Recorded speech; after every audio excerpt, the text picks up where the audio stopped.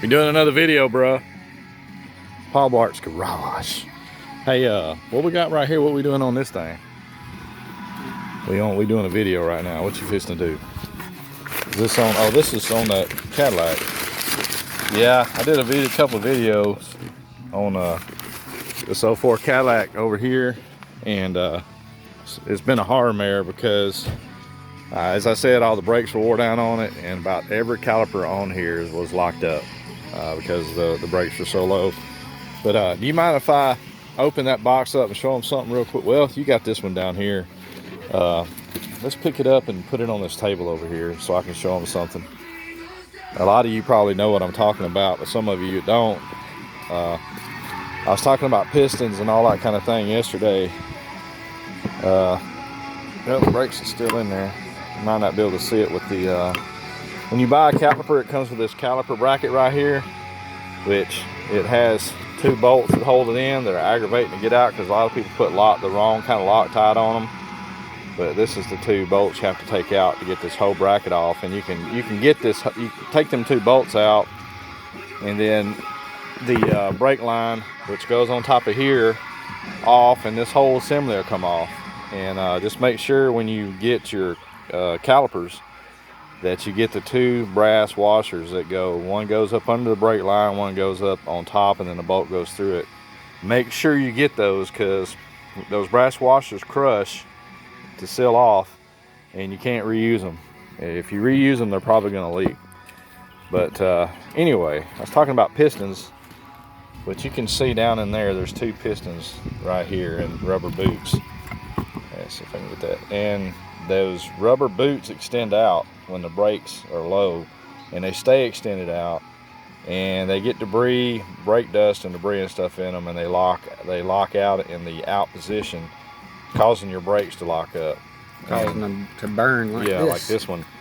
These were brand new brakes we put on there, and they locked up and actually caught the brakes on fire and burnt the brakes, which, you know, we were going to take them back and get new brakes and put back on here. But you can see, man, these things got heated up quick. And that's the reason why you want to make sure that you don't let your brakes get down low. I guess what I'm trying to let everybody know is do not let your brakes get so low to where you ruin your whole brake system. But yeah, we replaced them all the way around this car, I believe, haven't we? Almost. All the front and then this back rear left, so hopefully the one on the right hand side is not locked up. We're going to see once we get everything back together, because when we drove it the first time, it wasn't really acting up that bad, and then the person that owned the car came and got it and drove it down the road, and this left front locked up. So as you can see, we're putting a brand new unit on there, which all of them come with a brand new this part right here comes with the brand new caliper bracket. That's about the easiest way to take them off is just take those two bolts out from the bracket and pull the whole assembly up, and then undo the brake line. And then another thing we got going on, what is this thing right here? This is like a Ford Escape, ain't it? But it's not a Ford Escape, but it's got a Ford Escape motor in it, right? It's a Mazda Tribute. Mazda Tribute. What year is it? I'm guessing like a 05. This is a 05 Mazda Tribute, and they want the plugs changed. So these here are pretty easy to get to, but the ones in the back, you have to take this whole intake off and lift it up to get to the ones up under the intake, which is kind of aggravating to get to. But this is the same engine as what comes in a Ford Escape, and I got one in the garage over there. Really, yeah, let's go look at it real quick, and I'll show you what all you got to take off to get it. This one in here had a bad timing chain, and well, I actually had to blow the head gasket at first, which was replaced, and we put it all back together, and the change was just so stretched on it. Something we should have probably changed to begin with. Let's get some light in on the subject. But you know, basically you have to take this whole top of the intake off, and let's see, and the plugs and stuff are back there.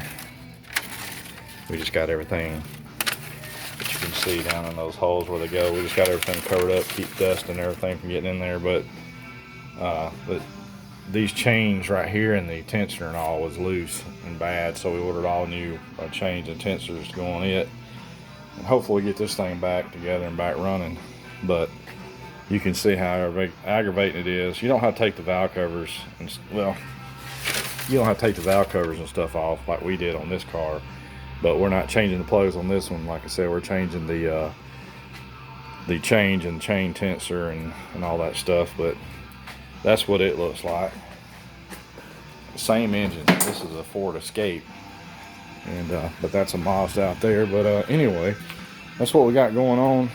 Just like I said, if you let your brakes run down below 20% or even 30%, you take a risk of having to change all the calipers and everything out, and it's going to cost you quite a bit of money and a lot of labor, especially if you don't know somebody that can do it at a reasonable price.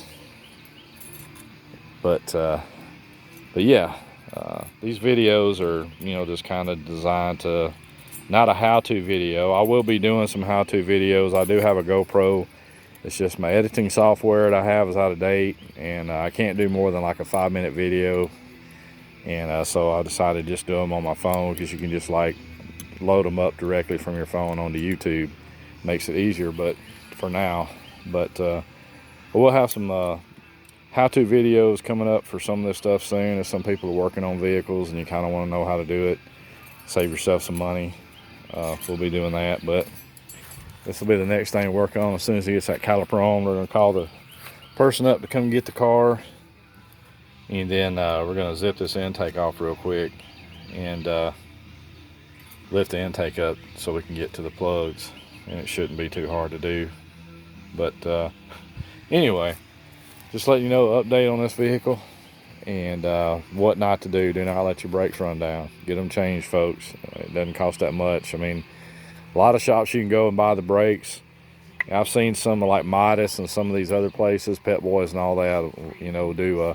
I think Midas said they would do them front brakes, and I think front brakes it was just the brakes all the way around for $162. So if you're looking at brakes and calipers and all that stuff all the way around, it's probably, you know, a lot of money, $300-400, and which we're not charging half that. But anyway, this is Paul Bart's Garage. Hope this is a little bit informative.